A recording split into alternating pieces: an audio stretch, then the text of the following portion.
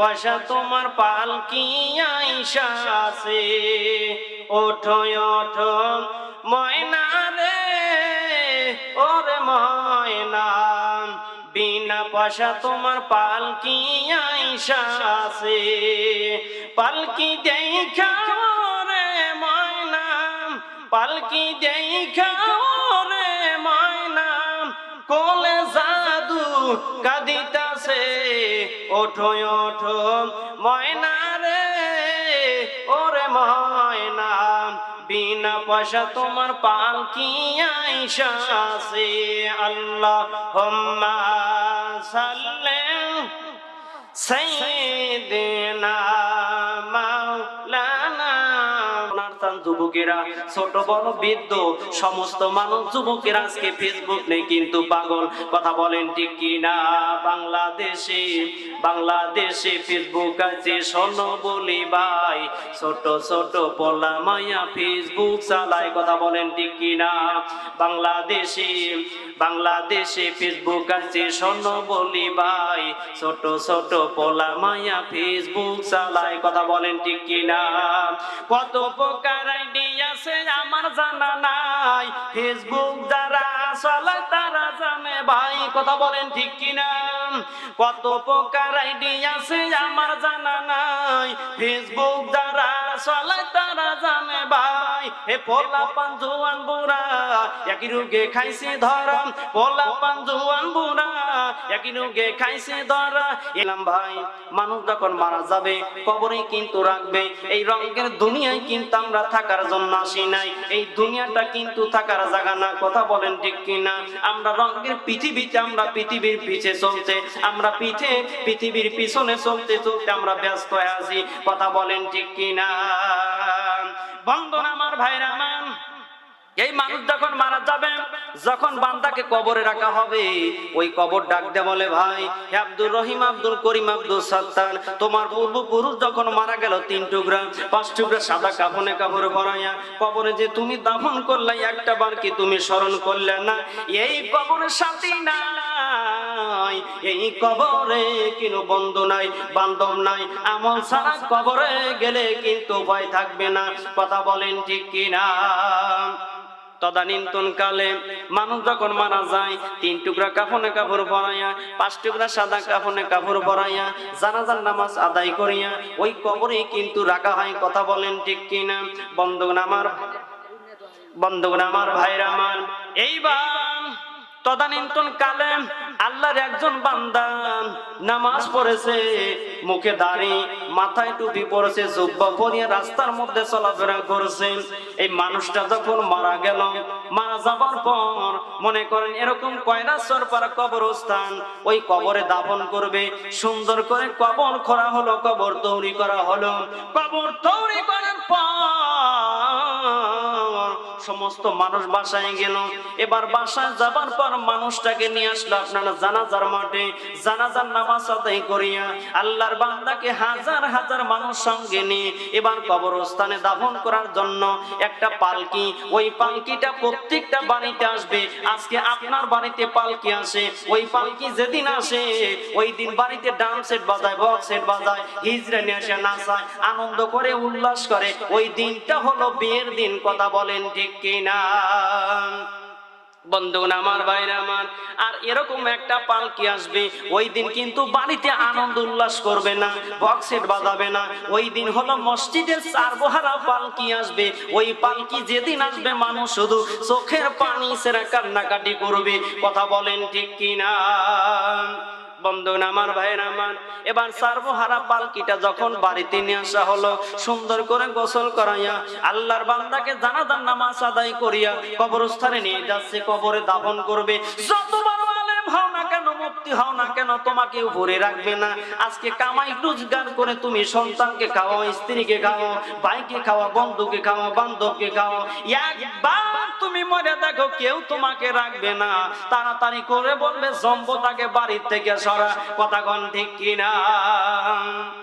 এইবার আল্লাহর বান্দাকে কবরস্থানে নিয়ে গেল দাফন করার জন্য।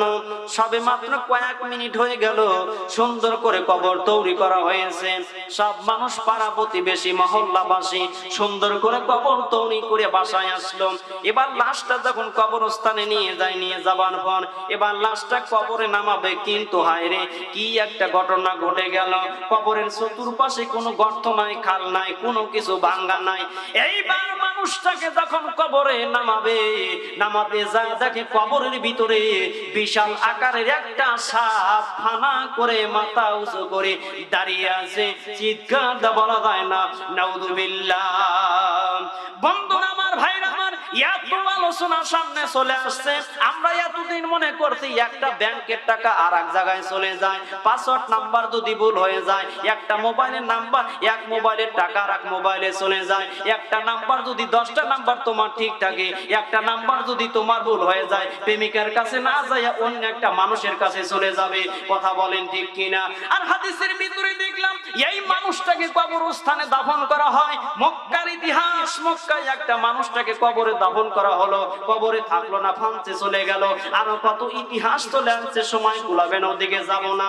এবার মানুষটাকে যখন কবরস্থানে নিয়ে গেল, কবরের ভিতরে নামাবে, কি ব্যাপার, হায় রে হায়, কেবলমাত্র সুন্দর কবর আমরা তৈরি করলাম, কবরের কাজ সমাপ্ত করা হলো। চতুর্পাশে কোথায় গর্ত নাই, খাল নাই, বাঙ্গা নাই। এই সাপটা কেমন করে আসলো? আর সাপ যদি থাকে, আমাদের গ্রামের মানুষ যদি একজন মারা যায়, অত্র এলাকায় উল্লাপাড়াতে যদি একজন মানুষ মারা যায়, কবরে যখন নামাতে যাবে, কবরের ভিতরে যদি বিশাল আকারের একটা সাপ থাকে, বলেন তো আপনাদের বিবেকের কাছে আমার প্রশ্ন, মানুষ ওই মানুষটাকে কবরে নামাবে না একটু দেরি করবে? কেউ কিন্তু নামাবে না, কি কোন ঠিক কিনা? দেখে শুনে বড় একটা সাপের ভিতরে, কবরের ভিতরে সাপ, কেবলমাত্র কবরে কাজ করা হলো, কয়েক মিনিট হলো কবর সুন্দর করে তৈরি করা হয়েছে। আর এই লাশটা জানাজার নামাজ আদায় করিয়া আমরা কবরস্থানে নিয়ে আসি। আর এই কবরের ভিতরে কি ব্যাপার, এত বড় একটা সাপ এসে গেল। সব মানুষ নাই সময়ের ভিতরে হাতে সময় নিয়ে আসলো। বর্তমানে এমন একটা প্রযুক্তির সময়, এরকম ইতিহাস যদি আজকে উল্লাপাড়াতে হয়ে যায়, বর্তমান ইতিহাস, বর্তমান সময়ে আজকে আপনার দিনে ঘটনা ঘটতে দেরি, আগামীকাল সকাল আস্তে আস্তে ফেসবুকে, ইউটিউবেতে সব জায়গায় ভাইরাল হয়ে যাবে। কথা বলেন ঠিক কিনা? এবার মানুষ বলল, না না না, এই ভাইটাকে সাপের ভিতরে নামান যাবে না, কবরে সাপ রয়েছে, সাপের জায়গায় কিন্তু মানুষটাকে কবরে দাফন করা যাবে না। সব মানুষ করলো, কি করা যায়, এই মানুষটাকে কি করা যায়? বলল, আর একটা সুন্দর করে একটা কবর তৈরি করা হোক, আর একটা সুন্দর করে একটা কবর তৈরি করা হোক, নতুন করে ফর্সা পরিষ্কার জায়গায়, যেখানে গাছ নাই, গাছালি নাই, আপনার জঙ্গল নাই, আবর্জনা নাই, এই পরিষ্কার জায়গায় একটা সুন্দর করে কবর তৈরি করা হলো। এইবার দ্বিতীয় নাম্বার যাইয়া আর একটা সুন্দর করে একটা কবর তৈরি করা হলো। কবর তৈরি করার পর সব মানুষ এবার গেল জানাজার মাটি, লাশটা তো বাহিরে রাখা হয়েছে, এবার কবরস্থানের বাহিরে রয়েছে, চলো যাই ওই পালকিটা আমরা সঙ্গে করে নিয়ে, কান্দে করে নিয়ে আমার ভাই আব্দুল করিমকে, আমার ভাই আব্দুল জব্বারকে, আব্দুর রহমানকে চলো যাই কবরে রাখতে হবে। সুন্দর আর একটা দ্বিতীয় কবর তৈরি করা হয়েছে। এবার পাড়া প্রতিবেশী, মহল্লাবাসী সব মানুষ, আত্মীয় স্বজন, বন্ধু বান্ধব এবার লাশটাকে আবার দ্বিতীয় কবরে নিয়ে যায়। এবার দেখতে যাইয়া কি হয়ে যায়, দ্বিতীয় কবরে যখন আবার লাশটা নিয়ে যায়, হায়রে ওই প্রথম নাম্বারে কবরে যে সাপ রয়েছে, অবিকাল আর একটা সাপ আসিয়া দ্বিতীয় কবরের ভিতরে হাজির হয়ে যায়। চিৎকার দা বলা যায় না, নাউযুবিল্লাহ। মানুষ আতঙ্ক হয়ে যায়, কি হইল এই কবরস্থানে, এই কবরে কি হইল? এত সুন্দর করে কবর তৈরি করা হয়, কবরে কোথায় বাঙ্গা নাই, গর্ত নাই, সাপ কিভাবে আসে? আমরা যদি মারা যাই, বলেন তো আমাদের কবরে সাপও কিন্তু আসতে পারে। কথা কন ঠিক কিনা? আজকে কিছু মানুষ আছে জ্ঞান অর্জন করে, শিক্ষা অর্জন করে, সন্তানদেরকে বলে দেয় যখন আমি মারা যাব, কবরে চতুর্পাশে টাইস টিস লাগাইয়া উপরে প্লাস্টার করে দিবে, যাতে আযাবের ফেরেশতা না আসতে পারে। বন্ধুরা আমার, ভাইরা, আপনি কাঁঠালের দিকে তাকান, কাঁঠালের চতুর্পাশে যদি ভালো থাকে, আপনার ফুটা যদি না থাকে, ছিদ্র যদি না থাকে, আমার আল্লাহ কেমন করে কাঁঠালের ভিতরে রোয়া দিলেন? একটা আপেলের দিকে তাকান, বড় বড় চোখ করছে, মনকে খাইতে দেবো তা কিন্তু না, ওয়াসামি করছি। আপেলের দিকে তাকান, চতুর্পাশে ভালো, কোথায় ফুটা নাই, কেমন করে বেঁচে গেল? এই দ্বারা আপনার বিবেকের আদালতে প্রশ্ন করেন, উত্তর পেয়ে যাবেন। আপেলের চতুর্পাশে যদি ফুটা না থাকে, কাঁঠালের চতুর্পাশে যদি ফুটা না থাকে, তাহলে বেশি যদি আল্লাহ দিতে পারে। কবর যদি চতুর্পাশে তুমি পাকা করো, পাকা যথেষ্ট পরিমাণ করো না কেন, আল্লাহ তোমার কবরে আযাব দিতে পারে, যদি আমল ছাড়া তুমি কবরে যাও। কথা বলেন ঠিক কিনা? বন্ধুগণ আমার, ভাইরা আমার, এবার মানুষ টেনশনে পড়ে গেল, চিন্তায় পড়ে গেল। দ্বিতীয় নাম্বার, কবরের ভিতরে সাপ চলে আসলো। মানুষ কেন এই সাপের ভিতরে থেকে মানুষটাকে রাখা যাবে না? সব মানুষ, আলেম ওলামা, মুফতি, মুহাদ্দিস সব বলল, ভাই আর একটা নতুন একটা কবর তৈরি করো, দেখা যাক কি হয়। আর একটা নতুন করে আর একটা কবর তৈরি করো। এবার 3 নাম্বার যাইয়া আর একটা কবর তৈরি করা হলো। গ্রামবাসী, পাড়া প্রতিবেশী সব মানুষ ওয়েটিং করতে লাগলো, হাতে সময় নাই, তারপরে সময় হাতে নিয়ে আসলো এই জিনিসটা দেখার জন্য, দেখি কবরস্থানে কি হয়েছে। ইতিপূর্বে এত মানুষ মাটি দিলাম, এরকম ঘটনা তো কোনোদিন ঘটলো না, আজকে কেন এই ঘটনা বারবার ঘটে? এইবার আমার বন্ধুগণ, আমার ভাইরা আমার, এইবার 3 নাম্বার আর একটা কবর করা হলো। 3 নাম্বার আর একটা কবর তৈরি করার পর এবার লাশ নিয়ে আসলো। মানুষ লাশ নিয়ে যখন কবরস্থানে যায়, আবার কবরের ভিতরে যাইয়া দেখে, হায়, ওই 3 নাম্বার কবরেও আবার একটা বিশাল আকারের সাপ হাজির হয়েছে। চিৎকার দেওয়া বলা যায় না, নাউযুবিল্লাহ। এই জন্য আল্লাহর হাবিব বললেন, কবর হবে কারোর জন্য জান্নাতের টুকরা, আর কবর হবে কারোর জন্য জাহান্নামের গর্ত। যদি আমল ছাড়া যাও, আমল ছাড়া কিন্তু উপায় নাই, উপায় নাই রে, উপায় নাই রে, উপায় নাই। আমল ছাড়া কবরেতে উপায় নাই, আমল ছাড়া কবরেতে উপায় নাই। বুঝলি না মন, বুঝলি না মন, বুঝলি না, সময় থাকতে আল্লাহর নামটা নিলি না, সময় থাকতে আল্লাহর নামটা নিলি না। বন্ধু আমার, ভাইরা আমার, এই জন্য আমল ছাড়া যাওয়া যাবে না, আমল নিয়ে কিন্তু কবরে যেতে হবে। ইমানদার বান্দাকে যখন কবরে রাখা হবে, কবরে রাখার সঙ্গে সঙ্গে নামাজ এসে বান্দার পার কাছে হাজির হয়ে যাবে, আযাবের ফেরেশতাও হাজির হয়ে যাবে। নামাজ ডাক দিয়ে বলবে, আযাবের ফেরেশতা, আল্লাহর বান্দাকে শাস্তি দেওয়া যাবে না, কষ্ট দেওয়া যাবে না। কেন শাস্তি দেওয়া যাবে না, কষ্ট দেওয়া যাবে না? আর তুমি বাকি নামাজ ডাক দিয়ে বলবে, আল্লাহর বান্দা নামাজ ডাক দিয়ে বলবে, আযাবের ফেরেশতা তুমি শুনে নাও, আল্লাহর এই বান্দা রাত জাগিয়া ওই যাত্রা থিয়েটারে যায় নাই, গান বাজনায় যায় নাই, বিচিত্রের অনুষ্ঠানে যায় নাই। আল্লাহ বান্দা যখন রাত গভীর হয়েছে, ওযু করিয়া তাহাজ্জুদে নামাজ আদায় করেছে, রাত ভর নামাজে রাতটা কাটায় আছে, আমি সেই নামাজ আজকে আল্লাহর বান্দাকে শাস্তি দেওয়া যাবে না, চিৎকার দেওয়া বলা যায় না, সুবহানাল্লাহ। আর আজকে তো আমরা নামাজ পড়ি না, কথা কোন ঠিক কিনা? নামাজ তো ধারেই তো আমরা যাই না। তার মানে কি, একজন ইমাম বলল, নামাজ যদি না পড়ো আল্লাহ কিন্তু জাহান্নামে দিবে। এবার বেচারা চিন্তা করলো, আল্লাহ যদি জাহান্নামে দেয়, যে শীতের দিন যে শীত পড়ে, তাহলে ওকাও খাওয়া যাবে, আগুনও তাবান যাবে। বেচারা চিন্তা করতেছে, যদি জাহান্নামে আল্লাহ দেয় নামাজ না পড়লে, তাহলে ওকাও খাওয়া যাবে, আগুনও তাপান যাবে। তারপর আর এক জুমায় মনে করে যে মাহফিলুল্লাহ আমাদের এই কবরস্থানে ঢাকা থেকে বক্তা আসছে, উনি আসতে ওয়াজ করতে যায়, বলতেছে, ভাই আপনারা যদি নামাজ না পড়েন তাহলে কিন্তু আল্লাহ জাহান্নামে গাড়িয়ে ফেলা দিবে। বেচারা চিন্তা করলো, আশরাফুল মাওলানা ওয়াজ করলো জাহান্নামে আল্লাহ দিবে, তাহলে শীতের দিন যদি আল্লাহ দিত, তাহলে আগুনও তাপান যাইতো, ওকাও খাওয়া যেত। আর ইয়া মাওলানা কি বলতেছে যে জাহান্নামে গাড়িয়ে ফেলাবে, তাহলে মাথা যদি নিচের দিকে থাকে, পা যদি উপর দিকে থাকে, নিঃশ্বাস আমরা কেমন ভাবে ভাবে নেব, কথা কোন ঠিক কিনা? তার মানে কি তার বোঝা বড়, বুঝতে আর ভুল হয়েছে, বোঝে নাই, নামাজ শিক্ষা করে নাই, নামাজ কিভাবে পড়তে হয়, নামাজে পড়তেই হবে ইমানদার বান্দাকে, মুসলমানকে নামাজে পড়তেই হবে, সে তা বোঝে নাই, জানে নাই, কথা বলেন ঠিক কিনা? এই জন্য নামাজ নিয়ে যখন কবরে যাবে, নামাজটা বান্দার পার কাছে আসিয়ে ডাক দিয়ে বলবে, এই আযাবের ফেরেশতা বান্দাকে শাস্তি দেওয়া যাবে না। মাথার কাছে যখন যা দাঁড়িয়ে যাবে, আর একটা নেক আমল আসিয়া আল্লাহর বান্দার মাথার কাছে এসে হাজির হয়ে যাবে, আর ওই আমলটা হলো পবিত্র মাহে রমজান মাসে আমরা রোজা রাখি। এই যে সামনে রোজা আসছে, ফেব্রুয়ারি মাসের সম্ভবত 18 তারিখে রোজা শুরু হয়ে যাবে। এখন কাজকর্ম সব কিছু মা বোনেরাও করতেছে, কাজকর্ম করে, ছেলেরাও কাজকর্ম করছে, বৃদ্ধ সমস্ত যুবকেরা কাজকর্ম ঠিক মতো আদায় করছে। কিন্তু রমজান মাস যখন চলে আসবে, বলে আমার শরীর আর চলে না, শরীর দুর্বল, স্যালাইন না লাগা পর্যন্ত রোজা থাকতে পারবো না, কথা কোন ঠিক কিনা? বলে কিনা? এই রমজান মাসের রমজানটা পবিত্র রমজান মাসের মাহে রমজানের রোজা আল্লাহর বান্দার মাথার কাছে এসে দাঁড়িয়ে যাবে। আযাবের ফেরেশতা ডাক দিয়ে বলবে, তুমি কি?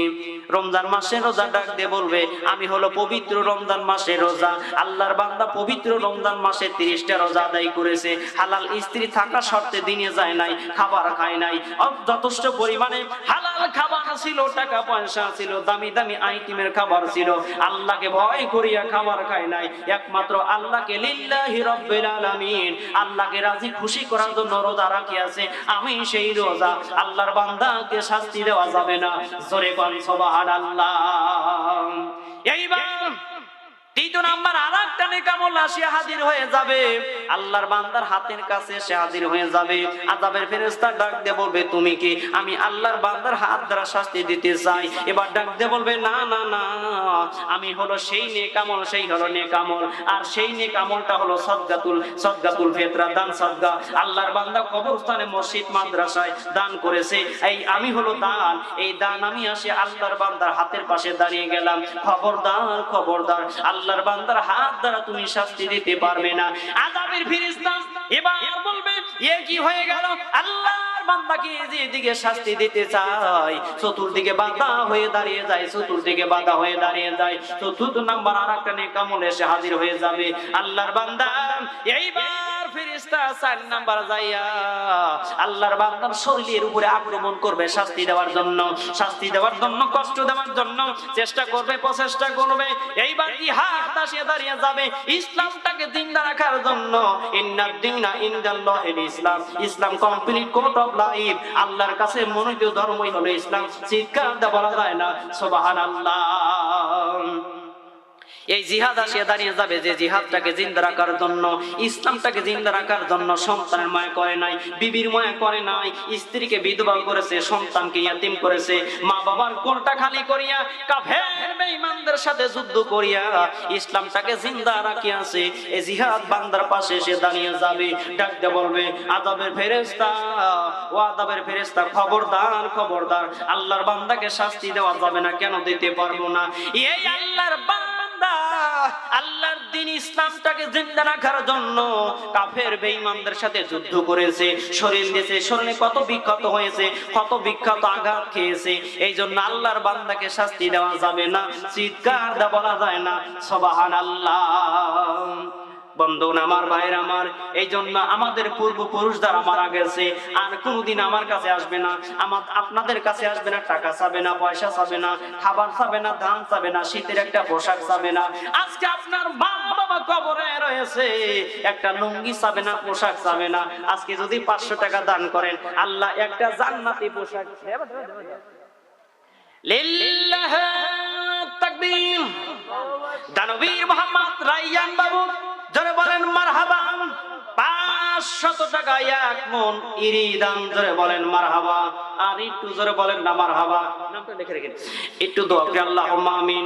আল্লাহ তোমার বান্দা আমার আব্দুল খালেক ভাই, আল্লাহ কলিজার টুকরা সন্তান, আদরের দুলালি সন্তানের ছেলে নাতিকে নিয়ে আল্লাহ রাইয়ান বাবুকে হাতে কোলে করে নিয়ে 500 টাকা কবরস্থানের জন্য দান করলো। 1 মন ইরি, আল্লাহ ইমানে দরায় না কিরি জান্নাতে দিয়ে দিও বাড়ি। আল্লাহ দানখানা কবুল করো, মনে নেক আশা পুরো করো। আল্লাহ তাআলা বাবা মা অন্ধকার কবরে কবর মাফ করে দাও। কলিজার টুকরা সন্তান বিদেশের জমিনে তাকে সহি সালামত রাখিও, শরীর সম্পদ ভালো রাখিও, কামাই যদি বরকত দান করো। আল্লাহ তোমার বান্দাকে একবার হলে খানায় খাবার মুসাফির হিসাবে কবুল করো। সকলেই জোরে জোরে বলেন আমিন, আরো জোরে জোরে বলেন আমিন। লিল্লাহি তাকবীর। দানবীর মোহাম্মদ ওমর ফারুক আমার ভাগ্নে 1000 টাকা জোরে বলেন মারহাবা। আর একটু জোরে বলেন না মারহাবা, একটু দোয়া করি আল্লাহুম্মা আমিন। আল্লাহ তোমার বান্দা আমার ভাগ্নে মোহাম্মদ ওমর ফারুক, আল্লাহ দাদার জন্য দোয়া চাই 1000 টাকা। আল্লাহ দানখানা কবুল করো, মনে নেক আশা পুরা করো। আল্লাহ আমার বুবা মেয়ে অন্ধকার কবরে, আল্লাহ শ্বশুর মেয়ে ছাড়া কথা বলে নাই, এখন বাড়ির পাশ দিয়ে বাড়ির উপর দিয়ে যায়, আর তো মুখটা দেখতে পাই না। আল্লাহ তোমার বান্দার কবরখানা মাফ করে দাও। আল্লাহ বুবু মেয়ে অসুস্থ আছে, সেবা দান করো। আসমান বালাতে হেফাজত করো, জমিনের বালা জমিনে দাঁড়িয়ে দাও। বংশী থেকে যত মানুষ কবরে কবর মাফ করে দাও। আল্লাহ ওমর ফারুক আমিনের হায়াতে তুই দান করে দাও। সকলেই জোরে জোরে বলেন আমিন, আরো জোরে জোরে বলেন আমিন। বন্ধুরা আমার, ভাইরা আমার, এই জন্য আমাদের পূর্বপুরুষ যারা কবরে, মা বাবা অন্ধকার কবরে, আর কোনোদিন একটা টাকা চাবে না, খাবার চাবে না, শীতের পোশাক ক্রয় করে চাবে না। আজকে যদি কবরস্থানের জন্য 500 টাকা দান করি, এক মনিরই ধান দান করি, 100 টাকা 500 টাকা যদি আমরা দান করি, ওই দানটা কবুল করে নে আল্লাহ আমাদের পূর্বপুরুষ মা বাবা যারা কবরে, তাদের জন্য জান্নাতি পোশাকের ব্যবস্থা করে দিবে। সকলেই জোরে জোরে বলেন আমিন। বন্ধুরা আমার, ভাইরা আমার, পূর্বের আলোচনাটা আমি যে রাখলাম, 3 নাম্বার কবরে কিন্তু মানুষটাকে নিয়ে গেছে কবরে দাফন করার জন্য। কথা বলেন ঠিক কিনা? প্রথম নাম্বার কবরের সাপ, দ্বিতীয় নাম্বার কবরের সাপ, 3 নাম্বার কবরে রাখতে গিয়েছে, 3 নাম্বার কবরেও কিন্তু সাপ। সব মানুষ চিন্তায় পড়ে যায়, 3 নাম্বার কবরেও সাপ। মানুষটাকে এইভাবে গ্রামের উপরে রাখা যাবে না। আমরা যদি উপরে রাখি, লাশটা পচে যাবে, দুর্গন্ধ বের হয়ে যাবে, সমাজে মানুষ বসবাস করতে পারবে না। আপনার উপর লেভেল থেকে চাপ আসবে যে অমুক জায়গায় উল্লাপাড়াতে মানুষ মারা গেছে, কবরে দাফন করে নাই, উপরে রাখিয়েছে। অবশ্যই কিন্তু মানুষটাকে কবরে রাখতে হবে। কথা বলেন ঠিক কিনা? সব মানুষ চিন্তা করিয়া এবার কি করা যায়, কি করা যায়, 3টা কবরে নামাইতে যায়, 3টা কবরে সাপ দেখা যায়। লিল্লাহি তাকবীর। আল্লাহ তোমার এক মহাব্বতের বান্দি, 100 টাকা জোরে বলেন না মারহাবা। আল্লাহ দানখানা কবুল করো, মনে নেক আশা পুরা করো। বংশী থেকে যত মানুষ কবরে কবর মাফ করে দাও। আল্লাহ তোমার বান্দিকে মায়েশা সিদ্দিকার মতো চরিত্র দান করো। সকলেই জোরে জোরে বলেন আমিন, আরো জোরে জোরে বলেন আমিন। এবার মানুষ চিন্তায় পড়ে গেল, সাপ হয়েছে, তাই কি হয়েছে? মানুষটাকে তো অবশ্যই কবরে। লিল্লাহি তাকবীর। দানবীর মোহাম্মদ আমার ফুবা মিয়া আব্দুল গনি 500 টাকা জোরে বলেন না মারহাবা। আর একটু জোরে বলেন না মারহাবা। একটু দোয়া করি আল্লাহুম্মা আমিন। আল্লাহ দানখানা কবুল করো, মনে নেক আশা পুরা করো। আল্লাহ বাবা মা অন্ধকার কবরে কবর মাফ করে দাও। কলিজার টুকরা সন্তান ছেলেমেয়ের হায়াতে তুই দান করে দাও। আল্লাহ দানপত্র জীবন সুখময় করে দাও। আল্লাহ অসুস্থ থাকলে সেবা দান করে দাও। আল্লাহ তোমার বান্দাকে একবার হলেও খানায় খাবার মুসাফির হিসাবে কবুল করে নাও। সকলেই জোরে জোরে বলেন আমিন, আরো জোরে জোরে বলেন আমিন। জীবন বন্ধ হবে কবরে গেলে, কথা বলেন ঠিক কিনা?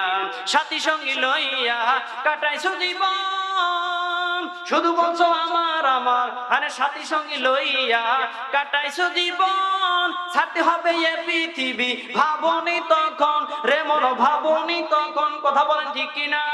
সাথী সঙ্গী লইয়া কাটাইছো জীবন, ছাড়তে হবে এ পৃথিবী, ভাবনি তখন রে মন, ভাবনি তখন। এখন সাদা কাপড় শূন্য হাতে, সাদা কাপড় শূন্য হাতে চলো যে কবরে। রঙের জীবন বন্ধ হবে কবরে গেলে, ভাইরে রঙের জীবন বন্ধ হবে কবরে গেলে। কথা বলেন ঠিক কিনা? লিল্লাহি তাকবীর।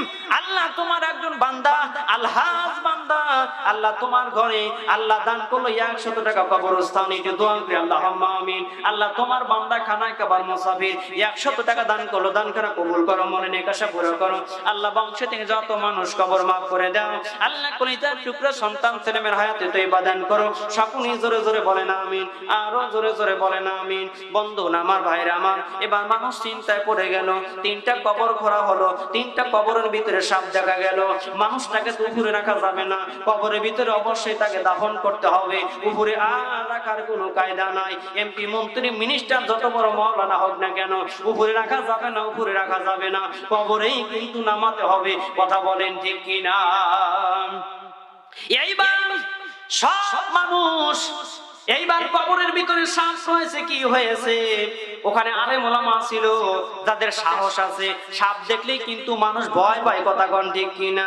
যত সাহস থাকুক না কেন, সাপের কাছে কিন্তু যেতে চায় না। কথা কোন ঠিক কিনা? সাপ কিন্তু বন্ধু মানে না, বান্ধব মানে না, সুযোগ পাইলেই কিন্তু কামড় মারে, সবল মারে। কথা বলেন ঠিক কিনা?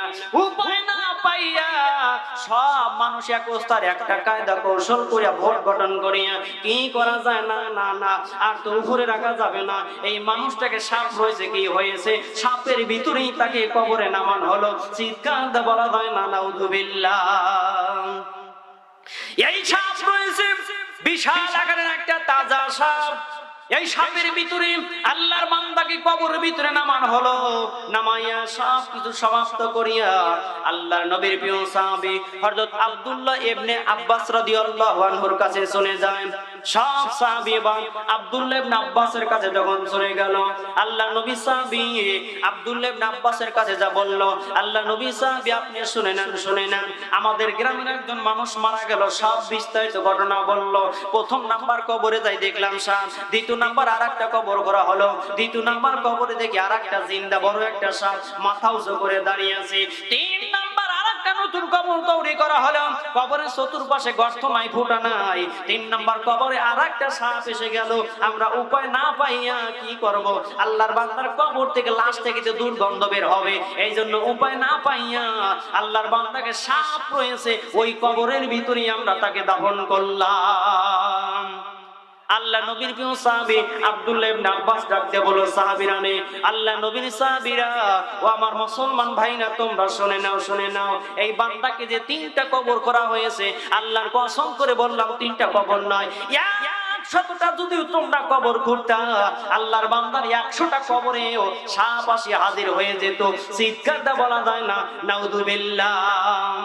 তাহলে প্রশ্ন আসতে পারে, ভাই 100 কবর যদি করা হয়, 100 কবরে যদি সাপ আসে, আর 100 কবর নিয়ে যদি আলোচনা করতে যাই, সময় কিন্তু অনেক লেগে যাবে। কথা কোন ঠিক কিনা? 100 কবরের ভিতরে 99 কবরটা সমাপ্ত করে দিলাম, সংক্ষিপ্ত আকারে নিয়ে আসলাম, শেষ করে দেবে ইনশাআল্লাহ। এইবার বললাম কিসের কারণে তিনটা কবরে সাপ আসলো, সেই কবরের ভিতরে রাখা হলো, সাপের ভিতরে রাখা হলো। আর আপনি বলতেছেন যদি 100 কবর করা হতো, 100টা কবরের ভিতরে সাপ আসি হাজির হয়ে যেত। আল্লাহর বান্দা এইবার আল্লাহর নবীর সাহাবী আব্দুল্লাহ ইবনে আব্বাস ডাকতে বলল, আল্লাহর বান্দা পৃথিবীর উপরে যে বদ আমল করেছে, বদ আমলটা ওই সাপ বানায়া আল্লাহ কবরে হাজির করে দিয়েছে। এই জন্য আল্লাহর হাবিব বললেন কবর হবে কারোর জন্য জান্নাতি টুকরা, আর নয় কারোর জন্য হবে জাহান্নামের গর্ত। আল্লাহর নবীর প্রিয় সাহাবী আব্দুল্লাহ ইবনে আব্বাস ডাক দিয়ে বলল, ও আমার সাহাবী ভাইরা, এই পুরুষটা যে মারা গেছে তার কি বংশে, তার কি পরিবারে কেউ আছে? সব মানুষ ডাক দিয়ে বলল তার কেউ নাই, শুধুমাত্র তার একটা স্ত্রী আছে। বলো তাড়াতাড়ি করে নিয়ে যাও, তার বিবিকে ডেকে নিয়ে আসা আমার দরবারে। এবার বিবিকে নিয়ে আসা হলো আব্দুল্লাহ ইবনে আব্বাসের কাছে। এইবার আব্দুল্লাহ ইবনে আব্বাসের কাছে যখন নিয়ে আসা হলো, আল্লাহ নবীর প্রিয় সাহাবী আব্দুল্লাহ ইবনে আব্বাস ডাক দিয়ে বলল, বোন রে, তোমার স্বামী তোমার কাছে কি রকম ছিল? তোমার স্বামী তোমার কাছে ভালো না খারাপ? স্বামী শেখ সাদিনা ছাগলের লাদে একমাত্র বিবি ছাড়া কেউ বলতে পারবে না। কথা বলেন ঠিক কিনা? আল্লাহ নবীর প্রিয় সাহাবী আব্দুল্লাহ ইবনে আব্বাস ডাক দিয়ে বলল, বিবি আব্দুল্লাহ ইবনে আব্বাস ডাক দিয়ে বলল, বোন রে, তোমার স্বামী তোমার কাছে কেমন ছিল, কি আমল করেছে একটু বলা কি যাবে? এবার ওই যুবকের স্ত্রী ডাক দিয়ে বলতেছে, আল্লাহ নবীর প্রিয় সাহাবী আব্দুল্লাহ ইবনে আব্বাস, আমার স্বামী পৃথিবীর বুকে সব কাজ ঠিক মতো করেছে, নামাজ আদায় করেছে, কোরআন তেলাওয়াত করেছে, কিন্তু একটা কাজ আমি পড়াই দেখতাম, আমি একটা কাজ করতে দেখতাম, সেই কাজটা হলো আল্লাহ রাব্বুল আলামিন ব্যবসাটাকে হালাল করে দিয়েছে, সুদটাকে ঘুষটাকে হারাম করে দিয়েছে। ও আল্লাহ নবীর প্রিয় সাহাবী আব্দুল্লাহ ইবনে আব্বাস, আপনি শুনে নেন, আমার স্বামী সব কিছু ঠিক মতো করেছে, কিন্তু একটা অন্যায় মনে হয়, আমার বোধ হয় সেইটা হলো অন্যায় হয়েছে। কি কাজ করেছে একটু বলেন না? এইবার বিবি ডাকটা বলেন, আল্লাহ আল্লাহ নবীর প্রিয় সাহাবী আব্দুল্লাহ ইবনে আব্বাস, আমার স্বামী একজন ব্যবসায়িক ছিল, ব্যবসা করেছে। সেই ব্যবসাটা হলো গম বাজার থেকে ক্রয় করিয়া মহল্লায় মহল্লায় গ্রামে গ্রামে যাইয়া বাড়িতে বাড়িতে যাইয়া গম ক্রয় করে নিয়ে আসিয়া বাজারে বিক্রয় করত। আজকে যারা ব্যবসা করে, ব্যবসাকে আল্লাহ হালাল করলেন, সুদকে ঘুষকে হারাম করে দিলেন। এই ব্যবসা যদি আজকে মানুষ অনেক করে, দেখা যায় যখন নিয়ে আসে মাল দিয়ে নিয়ে আসে, বেশি করে নিয়ে আসে, আর যখন দেয় তখন কিন্তু কম দেয়। কথা কোন ঠিক কিনা? আমার উল্লাপাড়ার ইতিহাস, সেদিন একদিন বলতেছে, বাতিজা আশরাফুল, আমি গ্যারেজ থেকে অথবা হাট থেকে 5 কেজি চাউল কিনলাম। 5 কেজি চাউল কিনে যখন আমি নিয়ে আসলাম হাট থেকে, যখন গ্যারেজে চলে আসলাম, বাড়ির পাশে চলে আসলাম, কিন্তু হাতে তো 5 কেজি মনে হয় না। আজকে 5 কেজি চাউল তো পড়ায় পড়ায় ক্রয় করি, আজকে কেন এত কম লাগে? বাড়ির পাশে দোকানে এসে বললাম, ভাই এই চাউলটা একটু ওজন দেন, দেখি তো চাউল ঠিক আছে কিনা। এবার ওজন দিয়ে দেখে 4 কেজি 200 গ্রাম। কয় কেজি? 4 কেজি 200 গ্রাম। তার মানে কি ঠকাইছে? কথা কোন ঠিক কিনা? আসল কিন্তু ওকে ঠকায় নাই, যে ব্যবসা করছে সে কিন্তু নিজেই ঠকে গেল। কথা বলেন ঠিক কিনা? এইবার বলল আব্দুল্লাহ ইবনে আব্বাস ডাক দিয়ে বলল, বোন রে, তাহলে বলেন আপনার স্বামী কি করেছে? বলল, আমার স্বামী একটাই কাজ করতে, সেই কাজটা হলো গ্রামে গ্রামে যাইয়া গম ক্রয় করিয়া নিয়ে আসিয়া বাজারে বিক্রয় করছে।